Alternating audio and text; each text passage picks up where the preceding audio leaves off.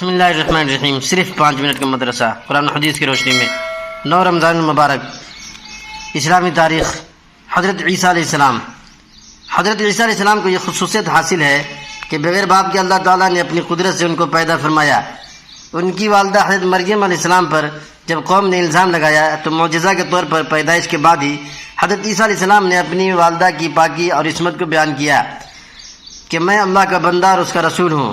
اس نے مجھے کتاب انجیل عطا فرمائی ہے، مجھے نماز، روزہ، زکوٰۃ ادا کرنے کا حکم دیا ہے.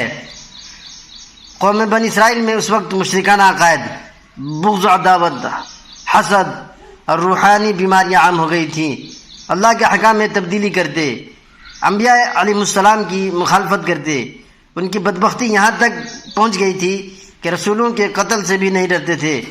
ایسے ماحول میں حضرت عیسیٰ علیہ السلام نے اس قوم کو ایک اللہ کی عبادت و اطاعت کرنے اور اس کو اپنا رب ماننے اور سیدھا راستہ اختیار کرنے کی دعوت دی اور فرمایا حضرت موسیٰ علیہ السلام پر اللہ نے جو سچی کتاب تورات نازل فرمائی تھی میں اس کی تصدیق کرتا ہوں اور اس بات کی خوشخبری دیتا ہوں کہ میرے بعد تمام رسولوں کے سردار صلی اللہ علیہ وسلم کے معجزہ، کھانے میں برکت، جن کا نام انس رضی اللہ عنہ فرماتے ہیں تم ان پر رسول اللہ صلی اللہ علیہ وسلم نے زینب بنت جحش رضی اللہ عنہ سے نکاح کیا اور تو سلیم نے کھانا تیار کر کے مجھے دیا کہ حضور صلی اللہ علیہ وسلم کو پیش کر دو اور میری طرف سے سلام عرض کرنے کے بعد کہنا کہ تھوڑا سا کھانا ہے جو رسول اللہ صلی اللہ علیہ وسلم کے لیے ہے. حضور صلی اللہ علیہ وسلم نے اس کو گھر کے کونے میں رکھوا دیا اور مجھے بھیجا کہ میں صحابہ کو بلا لاؤں. غریبی کا زمانہ تھا، تقریباً 300 لوگ آ گئے. رسول اللہ صلی اللہ علیہ وسلم 10 افراد کو گھر میں بلاتے اور کھانا کھلاتے، یہاں تک کہ سب پیٹ بھر کر کھا چکے. جب میں نے اس کھانے کے برتن کو دیکھا تو میں یہ نہیں سمجھ سکا کہ جس وقت میں کھانے کا برتن لایا تھا اس وقت اس میں کھانا زیادہ تھا یا اب زیادہ ہے. یہ نبی پاک صلی اللہ علیہ وسلم کا معجزہ ہے. ایک فرد کے بارے میں حلال پیشہ اختیار کرنا. رسول اللہ صلی اللہ علیہ وسلم نے فرمایا اللہ کے حقوق فرائض ادا کرنے کے بعد حلال روزی حاصل کرنا بھی فرض ہے. ایک سنت کے بارے میں زکوٰۃ ادا کرے تو یہ دعا پڑھیں. رسول اللہ صلی اللہ علیہ وسلم نے فرمایا جب تم زکوٰۃ ادا کرو تو اس کے ثواب کو نہ بھولو اور یہ کہو اللہم اجعلها مغنما ولا تجعلها مغرما. اے اللہ اس زکوٰۃ کو نفع کا ذریعہ بنا، اسے نقصان کا سبب نہ بنا.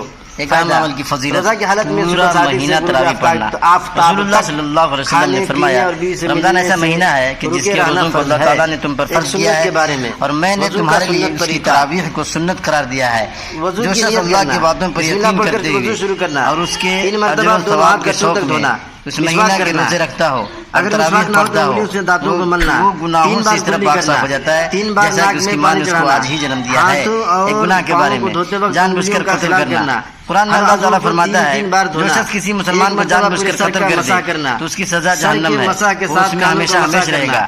اللہ تعالیٰ کا غصہ، اس کی لعنت اس پر ہوگی اور اللہ تعالیٰ نے ایسے شخص کے لیے بڑا عذاب تیار کر رکھا ہے. ایک اہم عمل کی فضیلت دنیا کے بارے میں دنیاوی زندگی پر خوش نہ ہونا. قرآن میں اللہ تعالیٰ فرماتا ہے اللہ تعالیٰ جس کو چاہتا ہے بے حساب رزق دیتا ہے اور جس کو چاہتا ہے تنگی کرتا ہے. اور یہ لوگ دنیا کی زندگی پر خوش ہوتے ہیں اور اس کے عیش عشرت پر اتراتے ہیں، حالانکہ آخرت کے مقابلے میں دنیا کی زندگی ایک تھوڑا سا سامان ہے. آخرت کے بارے میں دوزخ کا درخت. رسول اللہ صلی اللہ علیہ وسلم نے فرمایا اگر زقوم جو جہنم کا ایک درخت ہے دنیا کے بارے میں انتہائی کڑوا میں ہے، سادگی اختیار کرنا اس کا ایک قطرہ بھی دنیا میں ٹپکا دیا جائے تو اس کی کڑواہٹ کی وجہ سے تمام دنیا والوں کا جینا مشکل ہو جائے. تمہارے لیے اتنا ہی اب مال بتاؤ کافی ہے اس جہنمی کا کیا حال ہوگا جس کی خوراک ہی مالداروں کی زقوم صحبت ہوگی. سے بچائے رکھنا. طب نبوی سے علاج، سنترا کے فوائد. رسول اللہ صلی اللہ علیہ وسلم نے فرمایا کے بارے میں تم لوگ سنترا کا استعمال کیا کرو قرآن میں اللہ کیونکہ یہ تعالیٰ دل کو فرماتا مضبوط بناتا ہے. جنت میں لوگوں کی حالت ہوگی محدثین تحریر فرماتے ہیں اس کا جوس اور پیٹ کی گندگی کو دور کرتا ہے، اختیار میں دے دیے قے اور جائیں گے، متلی کو ختم یعنی کرتا جہاں سے ہے جو پھل اور چاہیں بھوک گے بڑھاتا ہے. نبی پاک صلی اللہ علیہ وسلم کی نصیحت. فائدہ رسول اللہ صلی اللہ علیہ وسلم نے فرمایا اپنے مسلمان بھائی کی مدد کرو خواہ وہ ظالم ہو یا مظلوم ہو. ایک صحابی نے کہا یا رسول اللہ مظلوم ہو تو اس کی مدد کرو لیکن ظالم کی کس طرح مدد کرو. قرآن میں اللہ تعالیٰ آپ صلی اللہ علیہ وسلم نے فرمایا تم میں سے ایک جماعت ایسی ہونی چاہیے اور منع کرو بھلائی کی طرف یہ بلائے ظالم کے حق میں اور نیک مدد کام ہوگی. کرنے کا حکم کرے بخاری شریف اور برائی سے حدیث روکے. نمبر سورہ آل عمران 6952. آیت